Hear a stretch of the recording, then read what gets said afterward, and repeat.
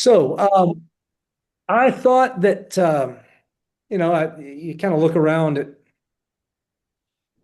our world and look around at things going on in our world, and I kind of have the sense sometimes um, that we need to be focused on just a better way of living in the world and a better way of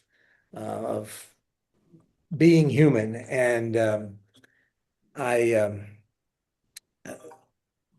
as I was thinking about those things, I was thinking about the Sermon on the Mount and and um, and just the way that the sort of the life that Jesus sort of um, lays out for us, the life that he wants us to live, the life that he describes to his followers. And that's honestly, that's what a lot of the Sermon on the Mount is. This is life in God's kingdom. This is what it looks like. This is the way we live. These are the habits that we form. These are the priorities that we set. These are the ways that we go about um, living in God's kingdom, living as a part of God's kingdom, and the impact that makes on the world around us. And so that's kind of where I was thinking what I was thinking about, and so that's kind of the way we're going to approach our time uh, working through the Sermon on the Mount. Three chapters, Matthew 5 through 7, but it there's a lot. We will take our time. We probably won't rush, so we may take several weeks with this, but that's all right.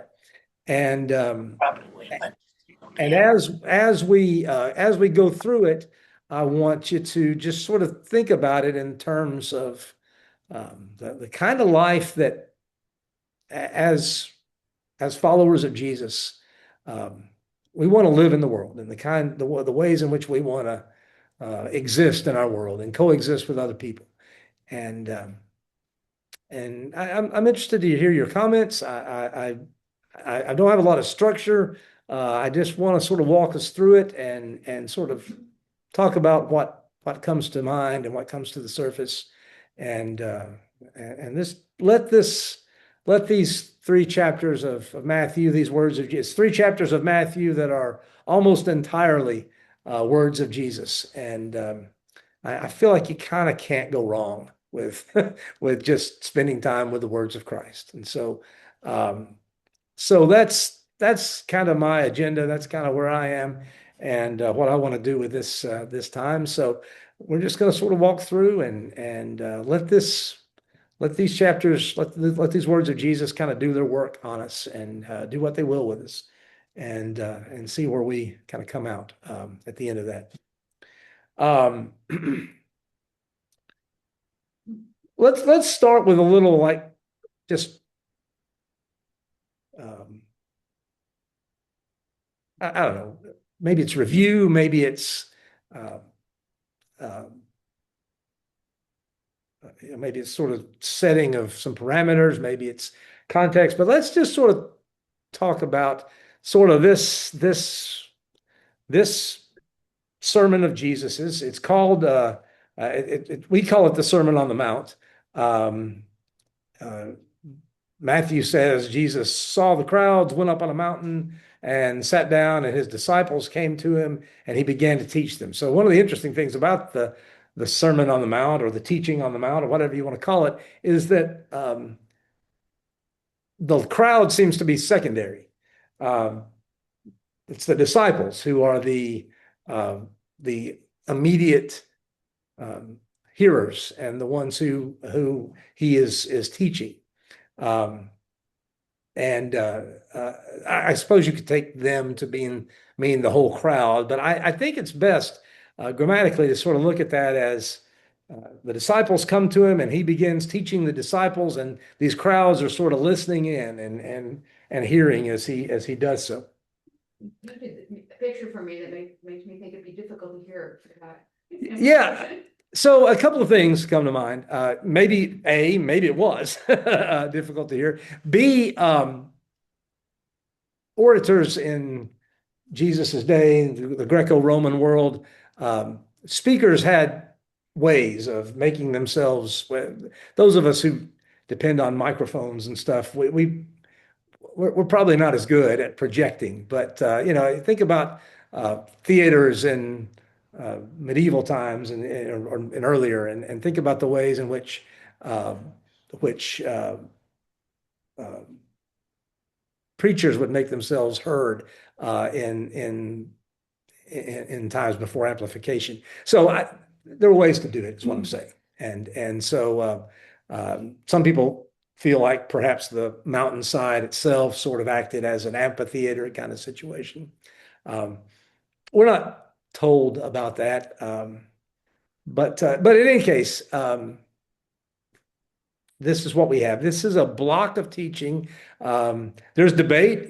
Did Jesus say all of this in this particular moment, or is this sort of stitched together by Matthew? We don't really know the answer to that question. You can make some guesses, but some people think Matthew, and it does seem like Matthew has blocks of Jesus's teaching in his gospel, sort of interspersed with uh, things that Jesus does. So it's quite possible that Matthew did sort of edit some of Jesus's teaching together.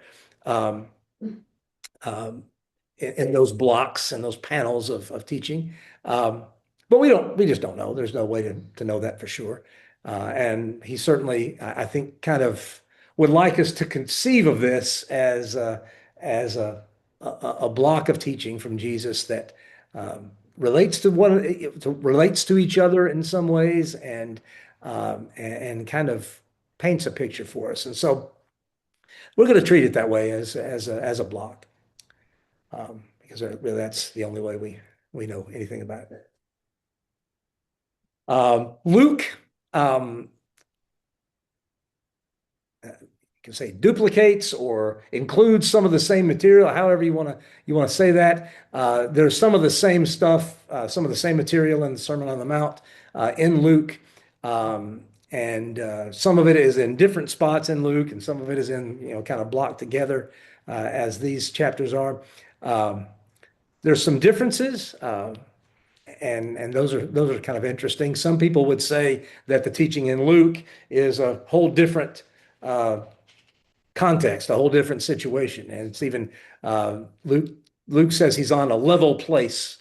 It is on a mountain, but it's a level place on a hillside, and so some people call it the Sermon on the Plain or something like that, instead of the Sermon on the Mount. I don't really. Doesn't matter what you think about that, I suppose. Yeah, it just So anyway, any case, there's just what's that? Account for most of which is not written down. So it seems to me almost incredible that they would remember the same events over the 3-year period exactly. So a lot of people would one of the sort of primary theories about the Gospels that kind of tries to explain what's similar and what's not similar is that Mark is first. Matthew and Luke use Mark and also use a some teaching that they have in common, that they share in common, a source they share in common, and they each have their own sources as well, which kind of is an attempt to explain, well, why do Matthew and Mark have this but not this, and why? So there's all sorts of theories about that. Those change at different times in history. 100 years ago, everybody would have pretty much said Matthew came first. So take it all with a grain of salt.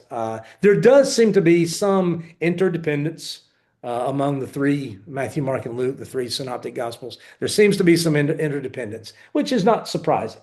Luke even says, I did some research. I worked hard at pulling together this stuff so that you could have this document that I'm working on. None of that is particularly pertinent to where we are, but it is an interesting question, and it does sort of demonstrate that it's complicated. The relationship between those three gospels, Matthew, Mark, and Luke, is complicated, and we don't have all the answers to that. So everybody's conclusions are tentative. I think it's almost unanimous among New Testament scholar types that Mark is first, Matthew and Luke depend on him and have a source in common and sources of their own. But again, probably would have been unanimous that Matthew was first 100 years ago. Maybe in another few years, Luke will get his turn to be first. I don't, who knows? Um, but it's some some hard work done by scholar types who try to explain some of those questions. It's worth worth kind of thinking about. But I think the point for all of them, Matthew, Mark, Luke, and John, would be we want you to hear Jesus. We want you to know what Jesus said and did, and we want you to believe in him. And so that's where we come when we come to that's where we come from when we come to Matthew 5. We want to know Jesus's words. We want to hear about what he says we should be and how we should live, and what kind of difference that can make in the world. Comments about the Sermon on the Mount. Other thoughts? Well, it's been called the greatest sermon ever given. That's something to keep in mind. I think it is. Argumentatively, I think we could argue that. It's also been called the Constitution of the Bible, which I think we could argumentatively say that too, because everything else seems to kind of come out of this sermon. Everything Jesus taught and Paul, it's all got a basis here somewhere. Like, that's all inclusive, but kind of like the Constitution of our country, right? All the laws come out of the Constitution. You probably practically worship it in Washington. It is definitely it is definitely a block of teaching that should be considered formative for us. It should be considered formative for people who follow Jesus, and it does distill some of his teaching, and it brings it together in ways that are memorable. The language is memorable, and that's why it's become as widely known as it is. But it is unique. Did a wedding one time down at U Chicago, and the Sermon on the Mount was inscribed on the paneling all the way around the chapel. It was not I think it was the Beatitudes. I don't think it was the whole Sermon on the Mount, but it was inscribed in around the paneling around the. I know it was a smaller chapel there. Yeah, I sorry. think this Sermon of the Mountain that Matthew is talking about, Luke bring a different version, like the way you were saying. Sometimes it came to argument why Luke didn't bring this, but Matthew bring this, or Mike didn't bring this. But Jesus preached a lot of sermons in different grounds, different places. It is not necessary that where Jesus was preaching every time, Matthew is there. There will be an occasion that Luke is there, is taking a different note. Mark is there, is taking a different note. Right. But all those three books, we combine them together, say the journey of Jesus Christ. Because sometimes if you want to go through details about why Luke didn't bring this and this, then it became confused, like they don't know what exactly they were doing. They were confusing themselves. But really, I don't think that is how it is. But Jesus preached in different places, a different occasion, that some of the apostles is with him, some of them are not there. They take a different note and they bring them out together. That's why we call it as a journey of Jesus Christ. Yeah, clearly Jesus didn't say the same thing every time he got up and taught, and so yeah, you could certainly account for some differences that way. And however we account for them, it's absolutely sure that Matthew, Mark, and Luke knew exactly what they were doing. They had their very specific intentions. They knew exactly what they wanted to accomplish, and however they did it, they were true to their intention of making Jesus known, letting people hear his teaching, see, hear his words. Think about for a minute, Paul goes out and, preaches Jesus to people. Paul never spent any time with Jesus, right?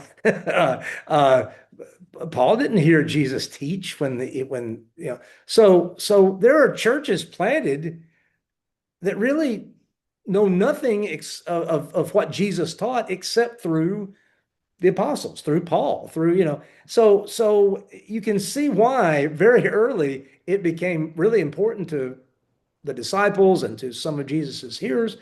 Let's get these words to the church. Let's let the things we remember, the things if you've watched The Chosen, Matthew is sort of walking around all the time with a notebook, like writing down everything Jesus says, which is kind of funny. But I don't know if that's how it went exactly. People remembered things, by the way, a lot better than we do. People, when they didn't have the option of I can later on go listen to the recording.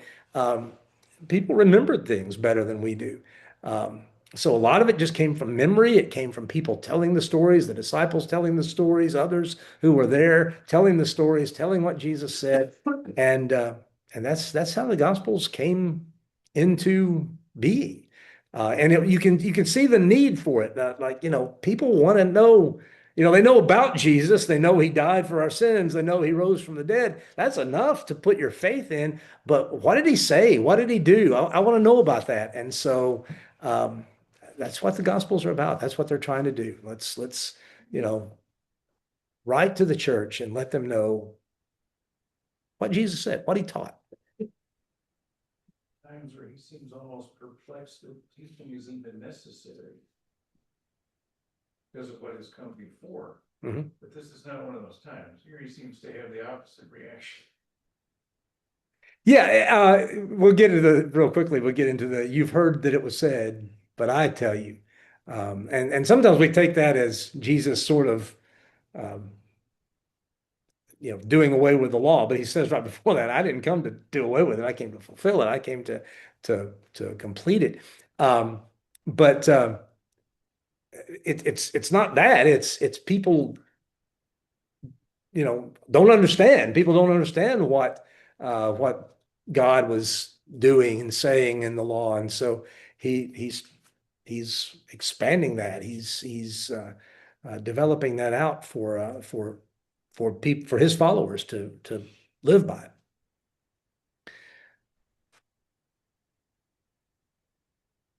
So we begin with what are commonly called the Beatitudes. Why are they called the Beatitudes? And blessings. Blessings. So beatitude is a way of talking about blessing and a way of describing blessing. And so we have these blessed R's in these first few verses of chapter 5. What does it mean to be blessed? Let's think about that. That's a word that sometimes I think we can even use kind of lightly. What does it mean to be blessed? It has a connotation of happiness. Okay. I think that's how we commonly think of it anyway. There is definitely a connotation of contentment, at least, security, peace. It's The mark of God's favor. mark of God's favor. Yes, and that's maybe really getting close to what we have here in the Beatitudes. That God has favored someone when they are blessed. God has shown favor to them when someone is blessed. And there's joy in that. There's happiness in that, though not always only happiness, right? Blessed are those who mourn.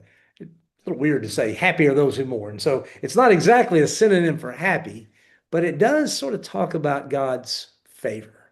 And even then, though, there's some counterintuitive stuff here. That's the point, by the way. If there's anything in the Beatitudes that you go, well, that's weird, That's probably the point. Because he is wanting to, I think, challenge what most people in his day and maybe most people in our day would have thought of when somebody said, "You're blessed." Who has blessings? Well, I mean, in our day, it's, I was blessed with a new job. I was blessed with a new car. I was blessed with healing. I was blessed, we think of blessings and these, God has given us this great thing. Unearned. It's what- Yes, yes, and which makes them more special. But as we go through here, think about what he's saying and how he's packaging this. So, verse 3 and following: Blessed are the poor in spirit, for theirs is the kingdom of heaven. Blessed are those who mourn, for they'll be comforted. Blessed are the meek, for they will inherit the earth. Blessed are those who hunger and thirst for righteousness, for they'll be filled. Blessed are the merciful, for they'll be shown mercy. Blessed are the pure in heart, for they'll see God. Blessed are the peacemakers, for they'll be called children of God. Blessed are those who are persecuted because of righteousness, for theirs is the kingdom of heaven.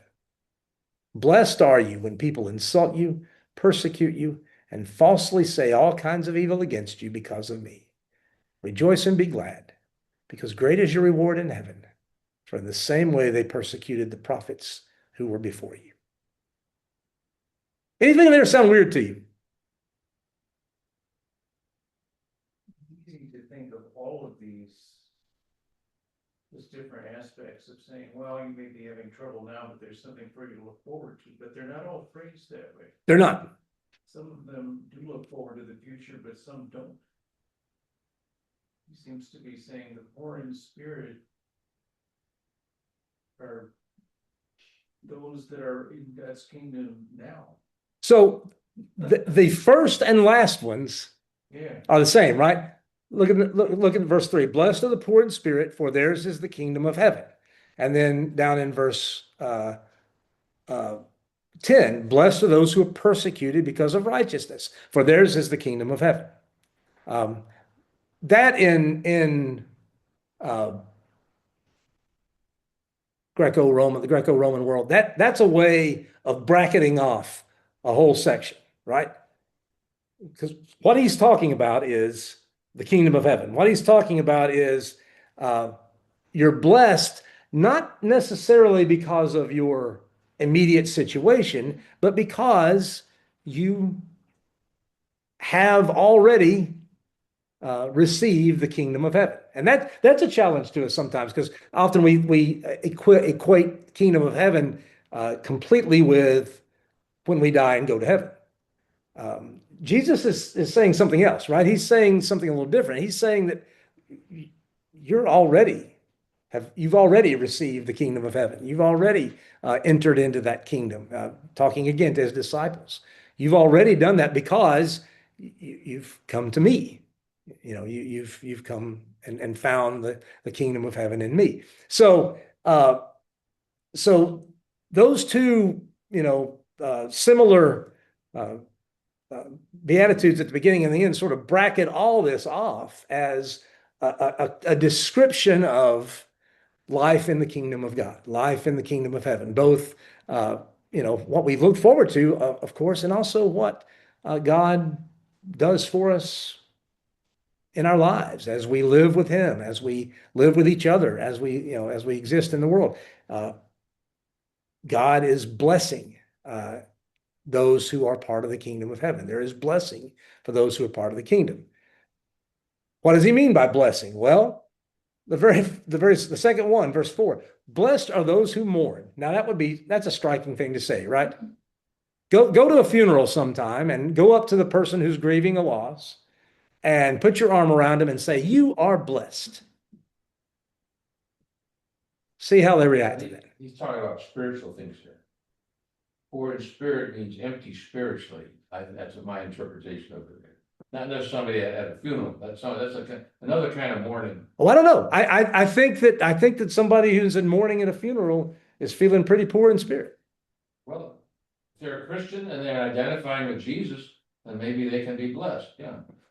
Yeah, so Rewarded, exactly. That God is still blessing us even in our mourning, even in even in our sorrow, even in our grief. God is there to comfort. And so the blessing you receive is that God reaches into your life and gives you comfort, gives you strength, gives you peace. That's a great blessing. That's something that we can feel favored by, that God cares to comfort me. God cares to come into life of someone who's mourning, and give them some kind of comfort. Blessed are the meek, for they'll inherit the earth. That's a psalm, right? But it's counterintuitive. You don't think of the one of my favorite stories is Bear Bryant was a well-known coach for the football coach for University of Alabama, and Bear once said, "If the meek will inherit the earth, my offensive linemen are going to be land barons." He was not happy with the fact that they were meek. He was not real happy with the idea that meekness doesn't work if you're an offensive lineman, right? You don't want meek offensive linemen. Meekness, that's not how you inherit the earth. You inherit the earth by force. You inherit the earth by going out and getting it. You inherit the earth but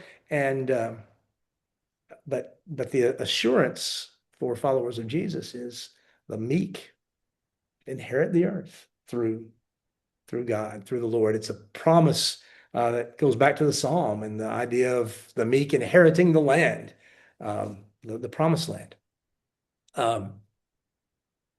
What is meek? What does it mean to be meek? not weak, that's for sure. What does meek mean? The meekest. Or was he the humblest? That's the translation. So King James, please. I think some translations have humblest, because I've always laughed at the translation where it says Moses was the humblest man ever. So, oh, really? But yeah, humility is a part of meekness. I think humility is related to meekness. It's a similar sort of trait. I think meekness, gentleness comes to mind with meekness. That you're not, you're not forcing yourself on people and on into situations. You're not forcing. You're not trying to force the world to line up the way you want it to. Meekness is, there's a gentleness there. There's a peace. There's a willingness to even be wronged, perhaps, if it's for the best. If it's for the best. It's not what you think of when you think of people going out and conquering the earth, right?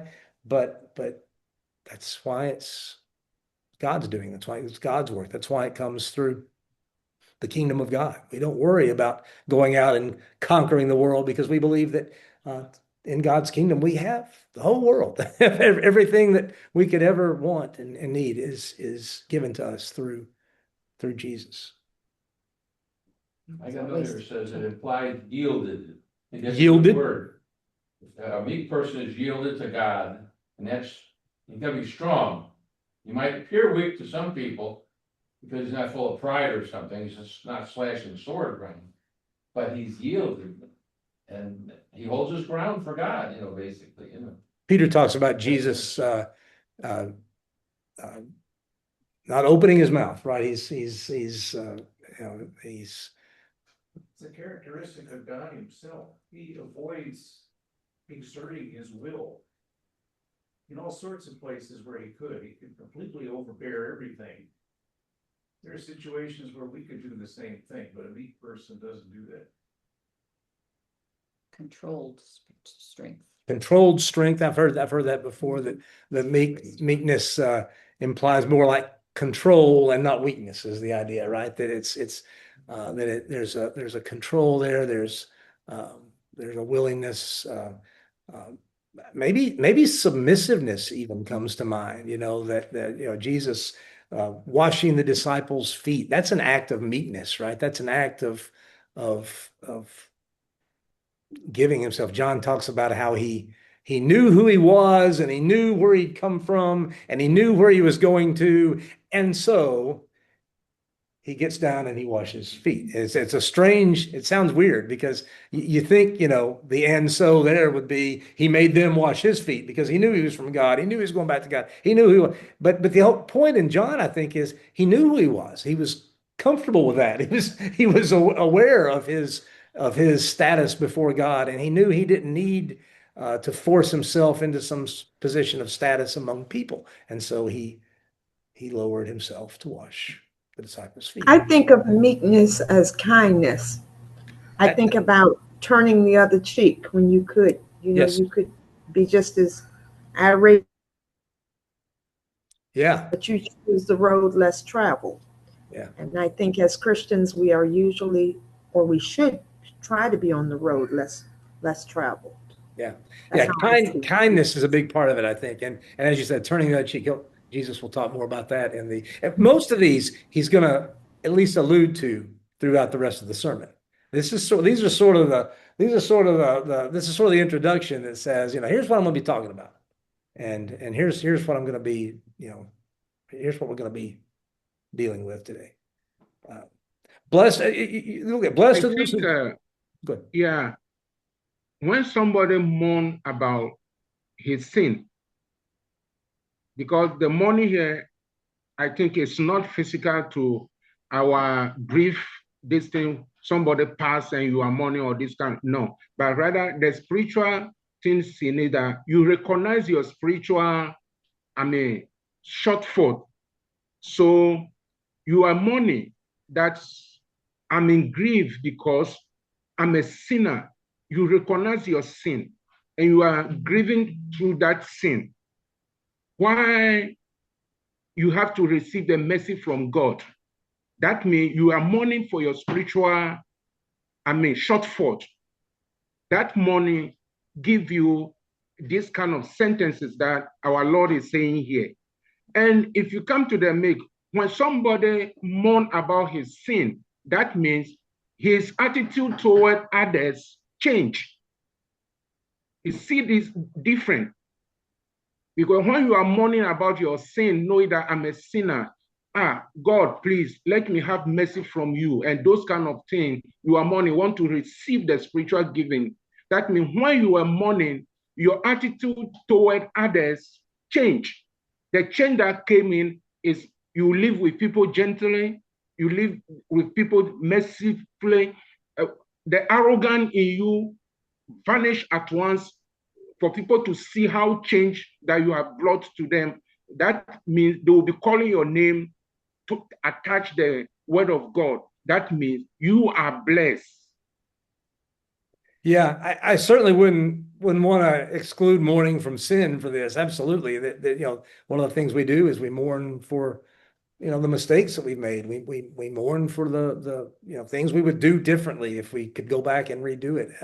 That's one of the things as human beings we mourn. I don't want to make the mistake of spiritualizing all these out of so that they're not physical at all. If you go to Luke, it's kind of interesting. Luke has many of the same Beatitudes, except he's very specific about what he means. Because he has woes as well. He'll say, blessed are you who are poor. Woe to you who are rich. And blessed are those of you who are weeping now. Woe to those of you who are laughing and celebrating. There's very, Luke's almost feels a little more visceral in the way he describes them. But I think Matthew means some of the same things. I don't think he would eliminate mourning for sin, but I don't think he would draw a sharp line between that and other kinds of mourning, like mourning for loss, mourning for death, mourning for grief, mourning for lost jobs, mourning for lost opportunities, whatever. I think that all of those, all of that mourning is sort of bound up in that. This is what it is to be human. We're not sort of modular people, right? Spiritual. We have a spiritual module and a physical module. We're spiritual people, but we're wrapped up in physical bodies and physical circumstances. And so mourning is part of our experience. And Jesus says, you know, contrary to what you may think, blessed are you when you mourn, as God reaches in and comforts. There's certainly a lot of comfort in the gospel for our sin, you know, for the mourning that we do because of our sin. There's also comfort in the gospel for the mourning we do for the lost loved one. Yeah, I think that is right. And sometimes if we use the word sin, S-I-N, sometimes we do fear that it's a dangerous word. But I think a spiritual poverty is, if you are having a spiritual poverty, I mean, it recognized as a sin because you are seeing your sinful nature. If you are having a spiritual poverty, there's a lot of things that go around us that sometimes we think that we are in the right track, but in that manner, we are not on the right track. That's a spiritual poverty. But if you recognize those things and you are mourning over those things, thinking about those things, how should I bring back myself? You see, sometimes when we use the word sin, then people look at it like you want to trash the things out of a situation, or you want to trash the Pharaoh out of situation. But that is not at all. That's the reason why the Father said, there is no one without sin. You see, there's no one without sin. But sometimes when we use the word sin, people think that you are out of the situation. You are out of the, I mean, the goodwill of God, or this kind of things. I don't know if what I'm explaining, you can understand me on that way. You see, because Paul talked about this in the book of Romans chapter, I think chapter 5, is it 3-5? And so he speak about this kind of things too. You see, so that's the reason why I am emphasizing the sin. Yeah. One of the interesting things too about being human is you go through loss, you go through grief. There are physical consequences to that, right? When you grieve, when you mourn, there are mental consequences to grief, you know, that you go through and you deal with mental effects on you. And there are spiritual effects. I have a friend who's a minister, has been for years, and he lost his daughter when she was in her 20s. And I remember him saying something about recently, talking about a friend of his who was there for him, and who, you know, who cared for him and helped him when I was too sad to preach, which I thought was an interesting way to put it. You know, the sadness, the grief had spiritual effects on him, spiritual consequences. He couldn't, that was just not something he was able to do in the moment. That's what I mean when I say we're all, you know, we're all interwoven, right? Spiritual, physical, all of that. And it all has its effects on us. And God is a God who comforts, who gives peace in those moments when we're at our worst, when we're at our lowest. God is a God who reaches in and who gives us grace and gives us forgiveness when we need that, and gives us comfort and gives us strength. And so thank you. Verse 6, then blessed are those who hunger and thirst for righteousness or justice, for they will be filled. Depending on how you read that, it can kind of come across differently. Maybe hunger and thirst for righteousness has to do with, you know, personally, I want to be righteous. And Jesus says, if that's what you're feeling, you know, that's what you're going through, God will fill you. God will give you righteousness. Paul spends a lot of time, you mentioned Paul. Paul spends a lot of time talking about the righteousness that we have through Christ, right? That were made righteous through Christ. But you can also just as easily and just as correctly translate that word something like justice. And so, you know, I think that speaks to people who every day are hungering and thirsting for things to be made right in their lives and in the treatment that they receive. And, you know, brothers and sisters who are immigrants and migrants in our country these days, and just there's got to be a hunger and a thirst sometimes for justice, for righteousness, with which other people treat us, you know, and for them too. Jesus says, God will fill you. When you're hungry, when you're thirsty, God will fill you. Blessed are the merciful, for they'll be shown mercy. An interesting connection there, right? Blessed are the merciful, because you will receive mercy.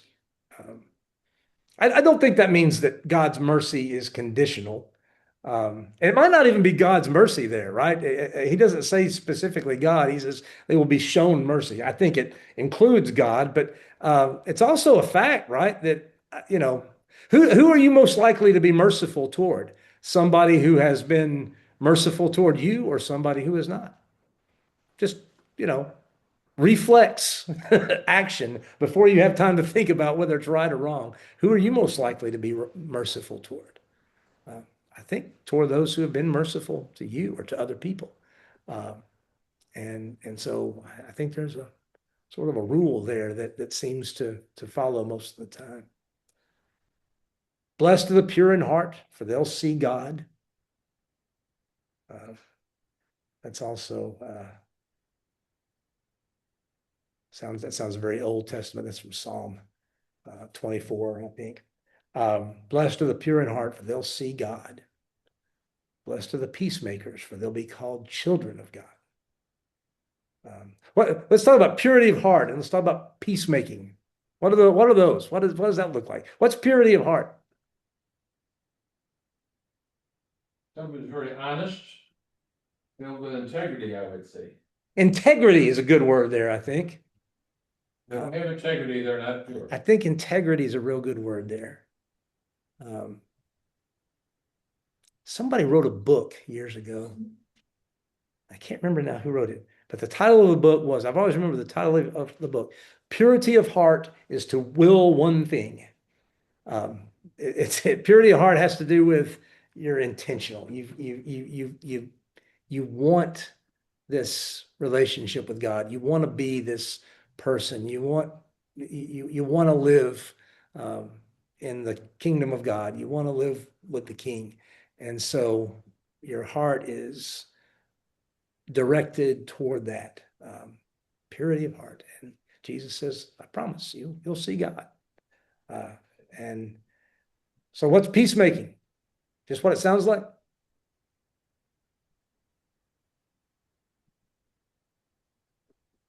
How can we be peacemakers? I think that's a really important question in our world, right? How can we be peacemakers? Because there's a way to be a peacemaker, right? That just basically says, keep your head down and don't make anybody mad. You know, say what people want to hear. You know, there's a way to be a peacemaker that lets you avoid conflict. Is that what peacemaking is? Remember, when we used to teach Sunday school, and one of the lessons I remember was that they called Abraham a peacemaker, because when Yes. there was the time when they had to decide which way to go. They looked out over the land, and they could see that one part was beautiful, looked fertile, you know, good land. And Abraham, as the elder person, probably could have said, oh, I'm going to take that. But kind of to avoid conflict, he let Lot choose, and Lot chose the better land. Yeah, well, it wasn't better though. And then there was another instance with Sodom and their Gomorrah. some wells or something, where, again, I think Abraham said, you know, let them. Let them have it. was- Yep. Even though he had clear Yep. title to them, he said, no, just let them. So, it's kind of not always trying to put yourself first. And, get the best of everything that okay, we'll let the other person have it, Sounds like we're talking about. I think there's some meekness involved. I think there's some meekness involved in peacemaking. But I think peacemaking actually is even a little more. Sometimes it's making peace between two other people. Yeah. You can't just tell one person to give up everything to the other person. That often doesn't work. Yeah. The best negotiators are adept at finding ways to satisfy both sides. That's picture. And I think peace goes beyond also just sort of the absence of conflict and to well-being. A peacemaker is somebody who brings well-being to a situation. Who you come into a room and you can bring a calmness and a faith and just a well-being, showing up and being faithful to other people is a way of, I think, being a peacemaker. Because you're not always going to solve the problems that people have. You can't, and you can't take that on yourself. I think it's a mistake. I think it's a bad application of this text to think that your job is to, help heal everybody's conflicts. It's not going to happen.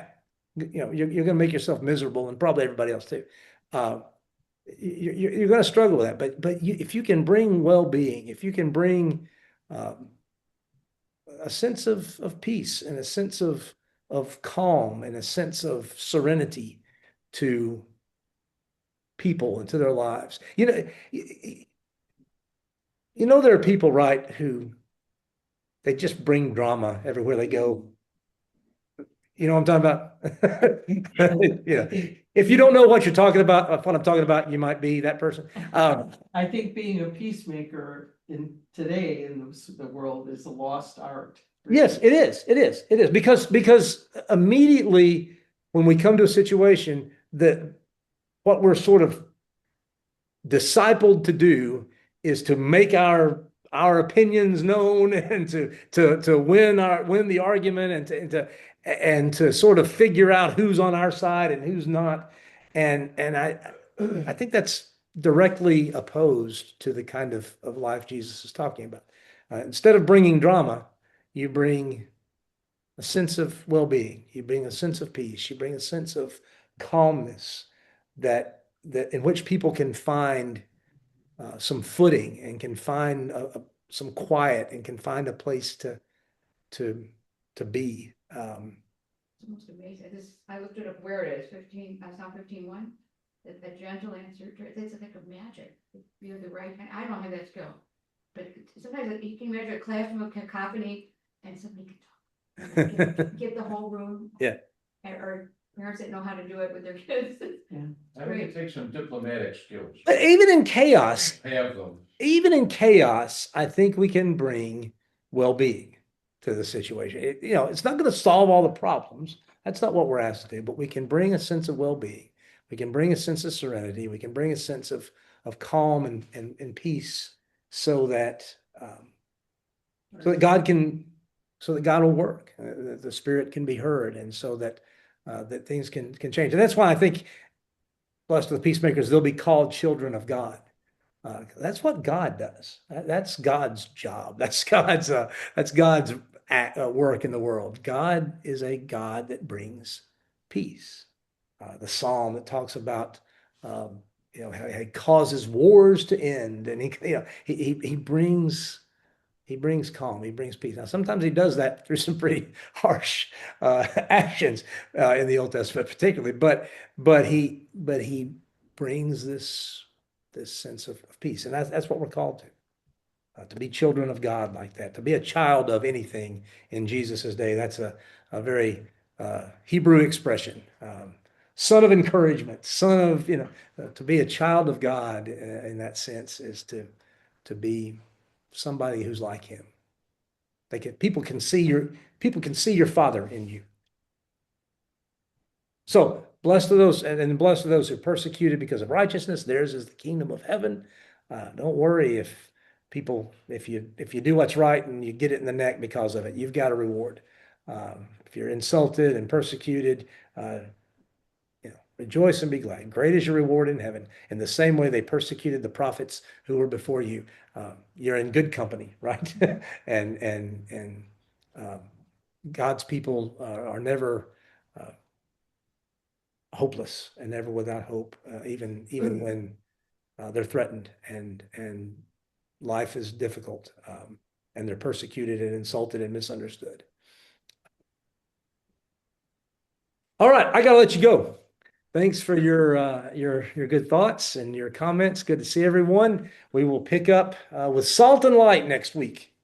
We can talk more about the Beatitudes if you want, but we'll also pick up with Salt and Light next week. So thank you so much for your good comments, and Good night, Good night, everyone. everybody. good to Good see night. everyone. Hope you have a Good night, great beautiful. rest of your week. Thank you. Good night. Bye.